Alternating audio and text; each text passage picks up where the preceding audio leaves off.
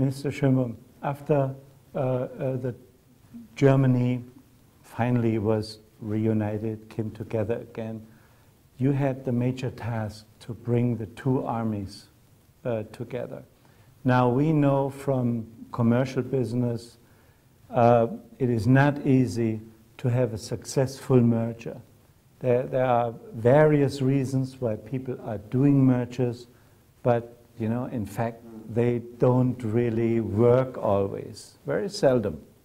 Now, could you tell us what was your biggest success with that merger, and was there also a sort of failure that you have in your regulation? The two armies or armed forces came from complete different viewpoints. In East Germany, the army was educated to hate the West Germans as representatives of capitalism. There were especially books on hate. So this was a different situation than might be in industry. However, there was one binding factor: we are all Germans. And now the people have decided that the two Germans go together, and now the armed forces have to do their job and do it together. So this was from emotion and living circumstances, living standard, a complete different approach and a complete different situation. But what I learned in this situation is, first of all, put yourself in the skin of the others. Second, when you have defined the overall objective, what you would like to reach, explain it to the people. And then you have to do one thing which is very difficult, to explain those who have to merge. They may be those who are the minor by ties or by income or whatever. Give them not the feeling that they are the losers. And therefore you have to give them a chance to have some people with whom they identify themselves. If you have such a hostile or friendly takeover, and no one of the older elite or responsible people of the other company survive, I think then this has a psychological impact on those who had been working for them. That is difficult to estimate how deep it is. Yeah. Therefore, I think the human factor is important. And one point is, what is the cultural difference?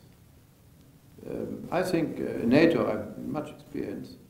When I talk to Turkish officers, there's in some areas different opinion, different experience, different cultural background. But since we have adopted the same regulations, we came together.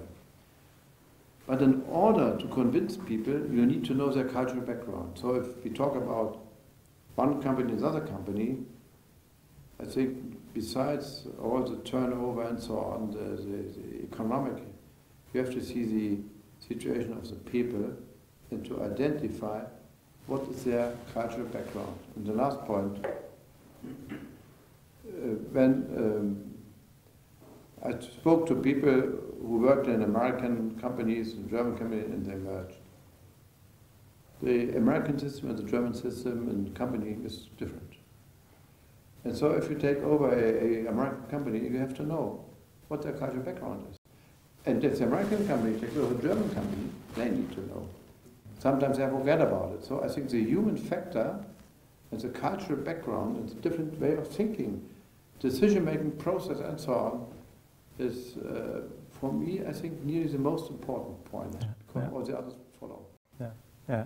I must tell you, I was invited in Chicago to see Mr. Schremm presenting the merger between Mercedes-Benz and Chrysler as Daimler Chrysler at the time. And what you're saying, that was in the room. And one thing was not in the room. We are all Germans, this idea, something that brings them together. Yeah? You know? I know this. I know Schremm personally very well. We had many discussions after this merger, and I said, look, take. And I had very close when DASA was founded. Franco-German. I was a state secretary of the side of the government responsible for joining. There are many discussions with my French colleague on the administrative level and others. For instance, Galois, now the chairman, CEO of EADS, he was then with a different company, and we discussed all these things. Even in Europe, between a French company and a German company, you have difference in culture. And you need to know it. Well, I know Italy quite well, or even Italy. So, many people who have a high responsibility in industry forget about the human factor. Therefore, they need people who tell them what is necessary besides all the money counting and so on. You need to have a common denominator that works for both, I feel. When Disney bought Pixar, they had a common denominator because the vision of Disney is magic, and they probably lost it a little bit if you compare it with Pixar, and Pixar was a new magic for the younger people. So it made completely sense that Steve Jobs offered it to become a merger. So now John Lasseter, who is the chief creative officer of Pixar, is now the chief creative officer of Disney, and that probably will be a successful merger. But now, the other point you mentioned, how to build an identity or common understanding. This can be done by the product, to be proud of it. Mm-hmm. And we in Germany, privately, I don't drive a Mercedes, but we're very proud of Mercedes. We knew they were successful. In the United States, Mercedes has more elite, is very rich and so on. So you have to decide how do you deal with it. And just to develop the common denominator just from the product, it's sometimes difficult, because in Italy one may see it completely different. There the Fiat and Alfa Romeo is more important than VW. Yeah. How can Italian work wholeheartedly for VW? Just because he earns the money, so they have to be. So I think that's very complicated. I'm not in a position to discuss it about in detail, what I would do, but I think it's worthwhile to think about it. Will be interesting to see how Fiat will handle Chrysler now. Yeah, I mean, that is kind of something. Last question. When I came back from Chicago and to Switzerland and retired in 2003 after all these years in advertising, obviously I ran into somebody from the army, and he told me that he will go for 2 or 3 weeks every 2 years or so to update himself, or herself in this case. Also, when I looked back how big business works in Germany, there is very little connection between the management of the big companies and the universities as I experienced it in the United States. Now, the question is, you obviously had to educate constantly your leadership, bring it up so that it's effective, up to date. We in the Berlin School think the same.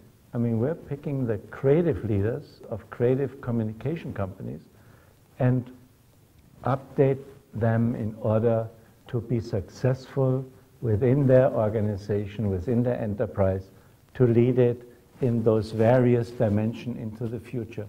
What do you think about this approach? Well, I had to educate myself as well, if I may say so, because I always thought it's important to read, to go to theater. I'm an opera fan and so on. I just had a discussion in my state parliament on the question of training of police officers. And I think such a school like your school gives opportunity that you train people and give them the ability to learn and discuss things they never could do on their own in the company. And in the States and in other areas, a good friend of mine, she's a quite very important lawyer, and she has, how you call it, half a year off, she gets a payment. Sometimes one says, what a waste of money. But I would say, what a bit of creativity, yeah.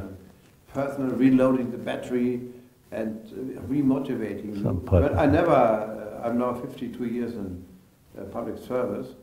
I never had this chance, so to speak.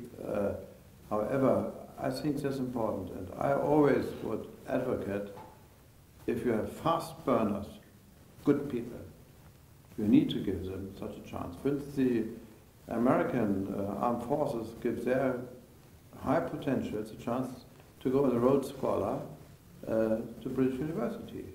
My friend Colin Powell, he was Secretary of Defense. I met him in '82 when he was my comrade on the opposite number in the Pentagon, but he was a general, I was a full colonel, it was different of course. He was there and he reloaded his battery by this. And so in the United States you see many people who have, many generals who have gone through this. Now therefore we have changed our system that all our career officers who serve longer than 4 years, they have to go to the University of the Federal Armed Forces in order to study a lot of things. And then we have a course of 3 months at our 6 months security academy, which is a help. But I think, as well in industry, in politics it should be as well, but it's different. But for industry I think it's good to send people for this creative recreation. Sabbatical was a first approach, but this is much better path finding and path giving. Yeah. Maybe a very final question. It seems to be, from my experience today, listening to you, it seems to be very important to you to listen to other people in order to make up your mind. Well, it's, I'm really convinced. If you have responsibility, you have responsibility to listen. To listen to the people for whom you are responsible. And if you are in the decision-making process, this is a complicated situation, it's always a difficult process, that you need to have a frank and open mind. And the people need to say what they think, even if they disagree, or especially if they disagree. And I know politicians and leading people in industry. I asked one very famous, I won't say the name, I asked, who are the people who don't agree with you? Who say, I don't agree. For what reason? Who is it? I said, well, I said, no, I didn't talk about some local experts. I talked about the big shots, who are more or less on the same level or just a little bit below, and who say, well, I don't agree, and they explain it to that we start rethinking it. So I said, I have none, because I bait them away, and that's the wrong approach. Well, we are very honored about the time, and we are really excited about the message you delivered, and I think we all learned a lot. Mr. Schönbohm, thank you so much for coming.